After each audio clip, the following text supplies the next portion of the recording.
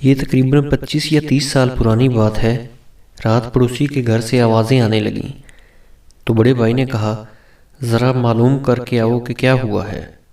معلوم ہوا کہ پڑوس کی لڑکی کسی کے ساتھ بھاگ گئی ہے۔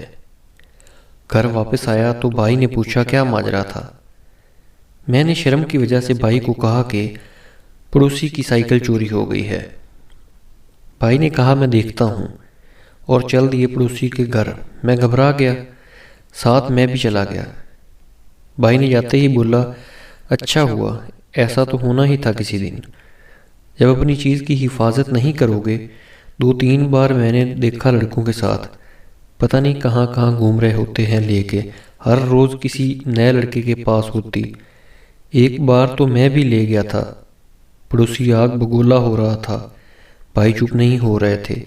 کئی بار چپ ہونے کا اشارہ بھی کیا، پر بھائی تو مجھے دیکھتے ہی نہیں تھے، اور پھر اچانک آنکھوں کے آگے اندھیرا چھا گیا۔